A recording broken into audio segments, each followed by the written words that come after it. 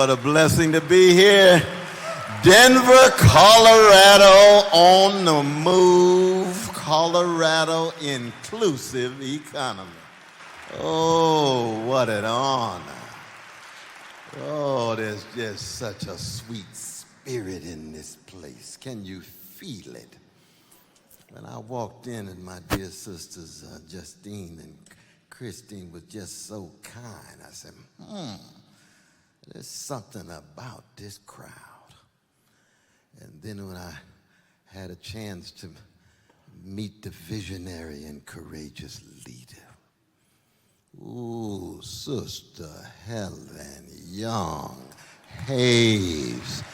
What is it about this sister that I be on fire with the right kinds of flames? And then you could feel the space. You know, we don't want to just take for granted this space. This space is consecrated. It has a rich history. When I met Brother George Sparks. Where's Brother George? There he is. Oh, give it up for this brother. What a leader. Helen, James, each and every one of you. Then Jesse King came up. I've known him for many years, see him every once in a while.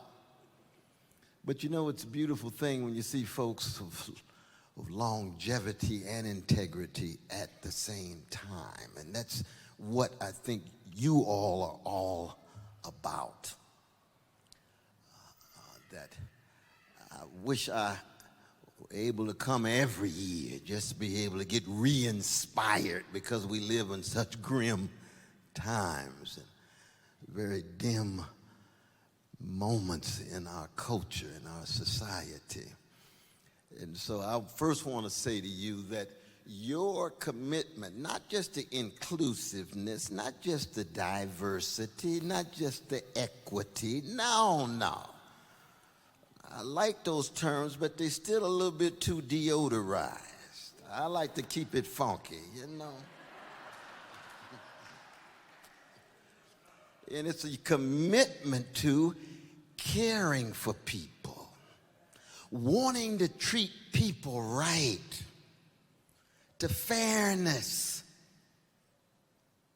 And people used to talk about justice, but justice, the term itself, has become so colonized and weaponized as if it's just a particular utterance in a highly polarized and gangsterized culture. No, by justice, all we're saying is any justice that's only justice soon degenerates into something less than justice. Only something deeper than justice can sustain a struggle for justice. And what is that deeper thing? Well, John Coltrane called it a love supreme. That's what we're talking about. We're talking about what it means to be a person of integrity and honesty and decency and generosity and compassion, and believe, in fact, that in a world that seems to be so overwhelmed with greed and hatred and hypocrisy and fear, we still want to be on the love train. So justice is what love looks like in public. But if it's only justice, it's too thin. It doesn't cut deep enough. You've got to feel it. You have a sense of vocation. The Germans call Beruf. And vocation is not the same as your profession. We want the most sophisticated professionals we can get. Yes, you want to be in your company. You want your company to do well, but you also want to do good, not just as a company, but as a human being, as a person who is trying to do the best of your ability to be committed to something deep like love and truth and beauty and goodness. And some of us who are still religious, we call it the holy, even though the holy itself has been so colonized these days. You run around and tell somebody you're religious and they're willing to pull a knife out on you. Oh, really? I tell folk I'm a Christian and they want to fight. I said, oh, Lord, have mercy. Let me tell you what I mean by that. I'm just somebody who comes from a tradition, and I'm trying to keep the best of that tradition alive.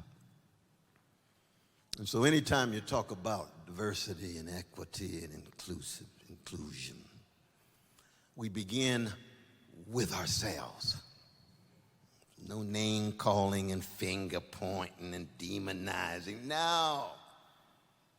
The question is, what kind of human being are you going to choose to be? You see, I want to thank my dear brother Conan. He is my brother Conan, those words that he started, you see. We get the description of him. He's got his profession and vocation. He's got his career. He's got a calling. And in my own tradition,